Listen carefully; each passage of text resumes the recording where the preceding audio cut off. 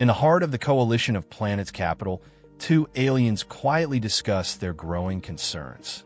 Despite Alan's leadership and the faith many have placed in him, the threat of Thrag still looms. One of them warns that Thrag has rebuilt the Viltrumite population.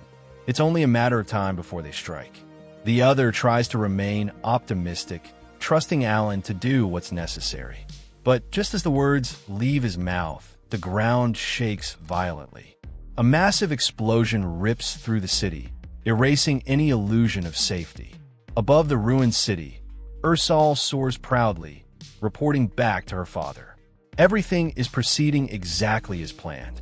In just a few more minutes, this planet will be completely under their control. Inside the command ship, Thrag listens to the report with satisfaction. He praises Ursal's efficiency, pleased that his forces are executing the invasion flawlessly. But Thrag's ambitions don't end here. As he gazes out into space, he casually reminds her that this conquest is only the beginning. Preparations for the next target are already underway. Smirking to himself, Thrag muses, this should finally get the Coalition's attention. On a quiet afternoon, Eve opens up to Mark. She tells him about Cubian, a man she met while he was gone, someone Telia had introduced her to. Their relationship hadn't lasted long, but even so, Eve feels guilty bringing it up. Mark listens silently. Eve reminds him he had been gone for 4 years. She struggles to explain herself, worried she's hurting him more. But Mark cuts her off gently. He tells her she doesn't need to explain. She doesn't owe him an apology. 5 years is a long time. He understands. Relieved, Eve thanks him, the weight lifting off her shoulders as they embrace. Mark holds her tightly, reassuring her with a whisper. He loves her, no matter what.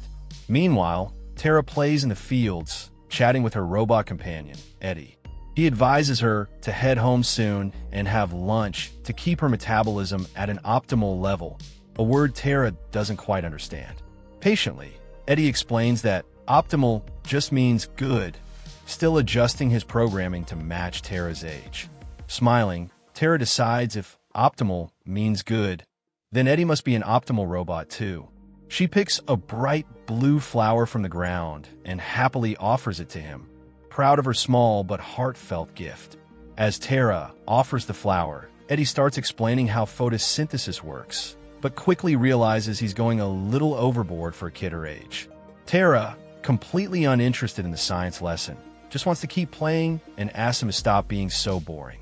Eddie tries to stay on mission, reminding her that his purpose is to educate during every interaction.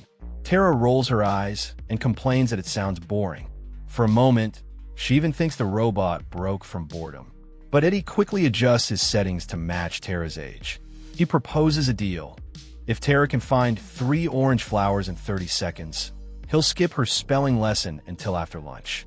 Excited, Tara jumps up and accepts the challenge, quickly gathering 4 orange flowers and even a green one for extra measure. Eddie praises her for the good work and, with lunchtime approaching, challenges her to a race back to the house. Tara takes off running, full of energy. Mark checks in on Tara, asking if she's having fun. Full of excitement, Tara tells him about her adventure with Eddie, how they were picking flowers, and how she had to tell the robot to stop being so boring. She mentions a pond nearby where they can catch larvae, and proudly says her mom makes amazing larvae dishes with them. Mark laughs and says he would love to try it someday. Since Eve is still preparing lunch, he suggests sending Eddie back to the house while Tara shows him the pond she's so excited about.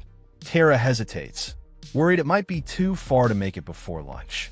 Mark grins and offers to fly her there instead, and Tara immediately agrees, thrilled by the idea.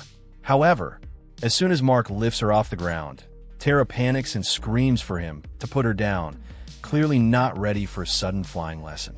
Mark quickly apologizes to Tara, hugging her tightly as he brings her safely back to the ground. He reassures her that everything's okay now, that they're safe. Still shaken, Tara scolds him for flying so high, saying it was way too scary. Mark, feeling terrible, promises they won't do it again. No more flying. But Tara crosses her arms and firmly corrects him. She still wants to fly, just closer to the ground. Mark smiles warmly, relieved, and agrees to her new rule. This time, he lifts her up gently, gliding low to the ground.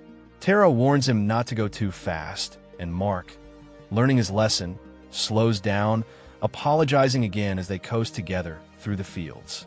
Elsewhere, Alan and Telia share an intimate moment in their bedroom. However, while Telia is clearly caught up in the passion, Alan's mind is somewhere else entirely. As she pleads for more of his attention, Alan suddenly stops, distracted and distant. Concerned, Alan asks if he hurt her, but her frustration quickly boils over. She isn't hurt, she's furious.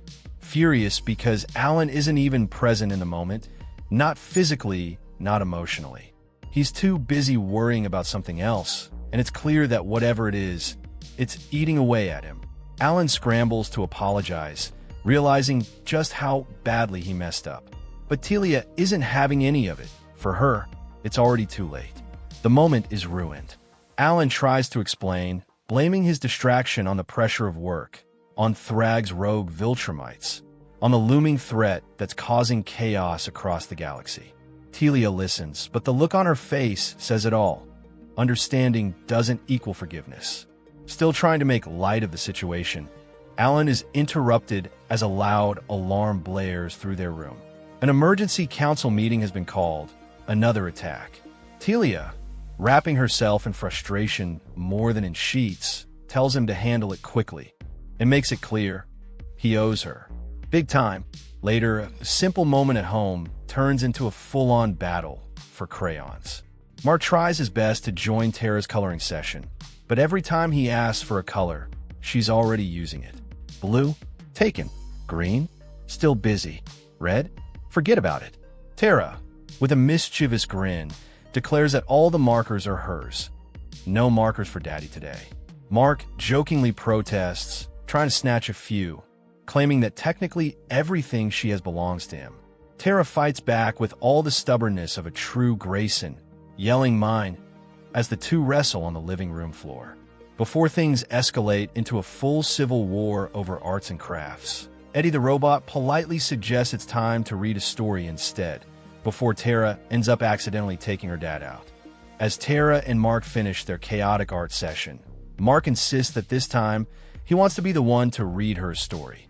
Tara, excited, immediately jumps on board, happy to share that moment with her dad. Eddie the robot, trying to stay useful, suggests something a bit more educational, but Tara already has her mind made up. She demands Opple Doppel, her favorite book. Mark smiles and agrees, teasing Eddie that he lost this round.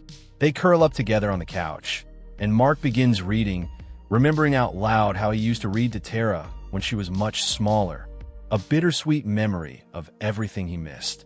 Now, Tara proudly reads alongside him, alternating pages, her excitement bubbling over. Eve watches quietly from across the room, smiling, but her face carries a tinge of sadness, a reminder of the time they lost. Mark and Tara dive into the story about Barga, the lonely Opple, who dreams of finding a Popple to be truly happy. Their small family moment feels peaceful, even if the galaxy outside is anything but. As the evening winds down, Tara curls closer into Mark's side, her small hand resting on his arm while she reads her part of the story. For a brief moment, life feels simple again.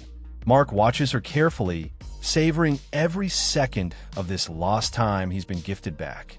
As dusk settles over Telescria, the Coalition capital shines like a beacon, a reminder of order, strength, and the fragile peace Alan fought to build.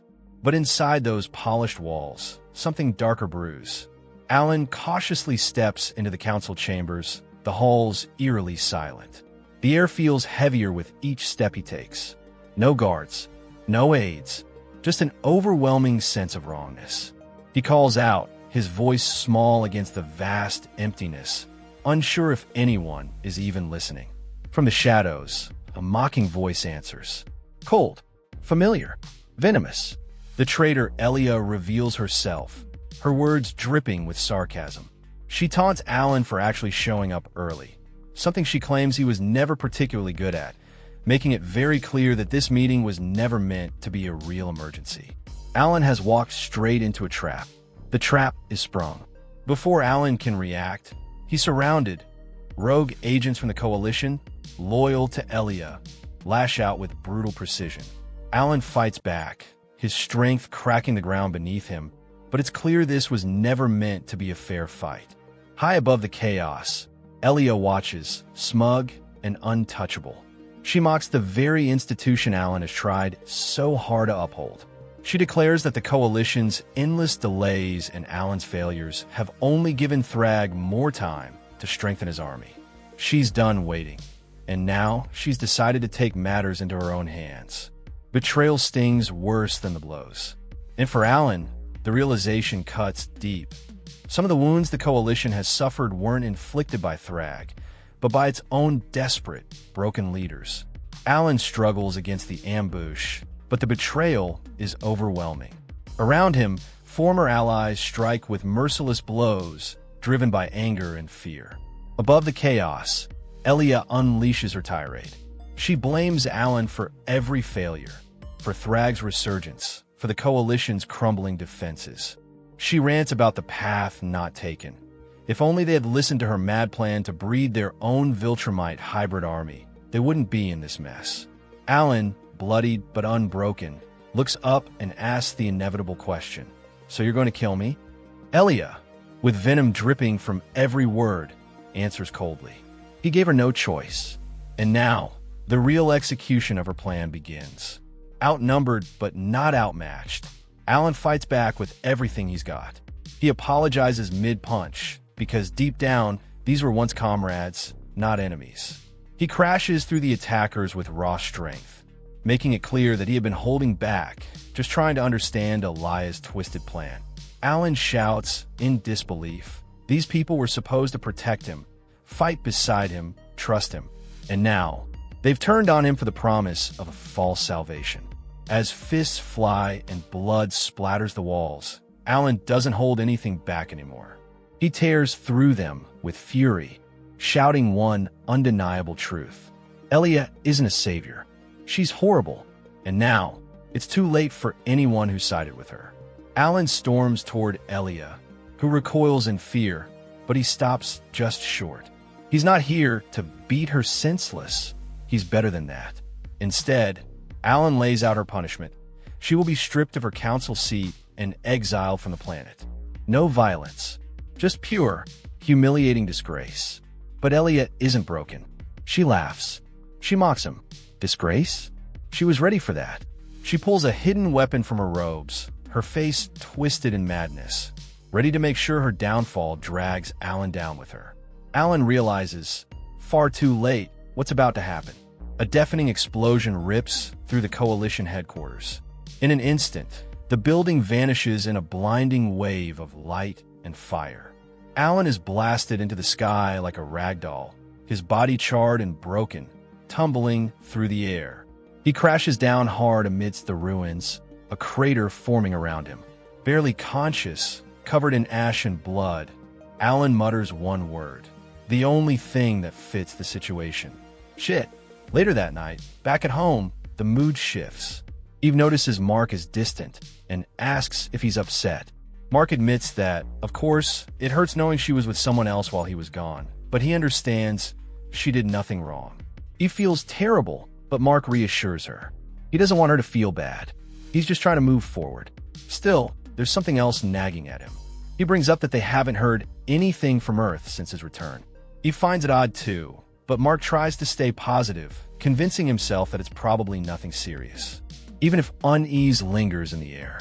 Far away from Mark and Eve's peaceful worries, chaos unfolds across the stars. Thrag leads his unstoppable army of Viltrumites, charging through space with ruthless precision. Behind him, warships and soldiers tear through defenses, clearing the way for total domination. The Coalition's forces desperately fight back, but it's clear they're heavily outmatched. Thrag's conquest has truly begun, and it's only a matter of time before his war reaches Earth. And that's the story, folks. Please, leave your thoughts below, and don't forget to like and subscribe for more videos like this one. See you next time.